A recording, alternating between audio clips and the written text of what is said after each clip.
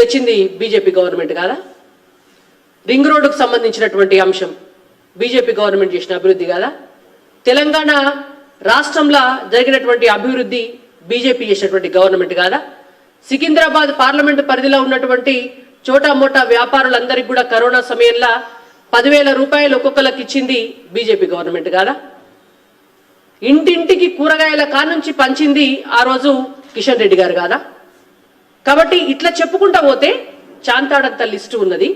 ఈ చాంతాడంత లిస్టు చెప్పి మీకు సంజాయిషి ఇచ్చుకోవాల్సినటువంటి అవసరం మాకు లేదు. కేటీఆర్ గారికి మేము చాలా స్పష్టంగా 2-3 విషయాలు చెప్పదలుచుకున్నాం. మీ చెల్లె లిక్కర్ దందాల జైలుకు పోయింది.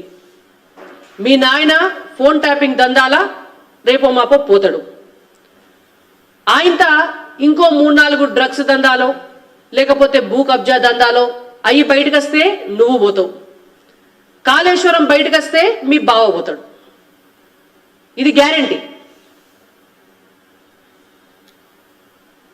మీరు తెలంగాణ ప్రజల సొమ్మును ఎట్లా దోసుకోవాలనో అట్లా దోసుకొని, ఎంత అవినీతి చేయాలనో అంత అవినీతి చేసి, ఎంత దోపిడీ చేయాలనో అంత దోపిడీ చేసి, మళ్ళా మీదకెళ్ళి ఇవాళ బీజేపీ ఏం చేసింది, కిషన్ రెడ్డి గారు ఏం చేసినారు, బీజేపీ నాయకులు ఏం చేసినారు? అసలు నీకు గింతనన్న దమ్ము ధైర్యం ప్రజల పట్ల బాధ్యతే లేకపోయా? ఒక్క కిషన్ రెడ్డి గారే కాదు, ఆ రోజు మా ఇతర ఎంపీలు బండి సంజయ్ గారు కరోనా కిట్ వేసుకొని కరీంనగర్ దవాఖానకు బాయ్. ఇవాళ బీజేపీ నాయకురాలు అప్పుడు గవర్నర్ తమిళసై గారు ఉండే.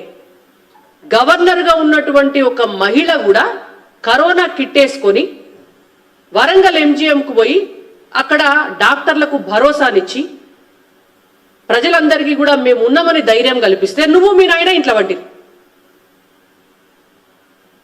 మళ్ళీ ఇలా బీజేపీ గురించి ఆయన మాట్లాడుతుండ్రు. కాబట్టి కేటీఆర్ గారికి మీ నోరు అదుపులో పెట్టుకోండి, జాగ్రత్తగా మాట్లాడండి. రేపో మాపో జైలుకు పోకే ముందు కనీసం సానుభూతి వస్తుంది ప్రజల దగ్గర, అదన్న తెచ్చుకోండి. మీ ఫోన్ ట్యాపింగ్ వ్యవహారాలల్లా సినిమా సెలబ్రిటీలను మీరు వేధించిన అంశాలు, ఇంకా ఇంకా మీరు చేసినటువంటి కథలన్నీ కూడా బయటకు వస్తాయి. అవన్నీ బయటకు వచ్చినాక వరుస పెట్టి మీ చెల్లె తిహార్ జైలుకు పోతే మీరు చెర్లపల్లి జైలుకు పోవాల్సి వస్తుంది. కాబట్టి నోరు అదుపులో పెట్టుకుంటే కేటీఆర్ గారికి మంచిది అనేటువంటి అంశాన్ని చెప్పి హెచ్చరిస్తూ ఇంకొక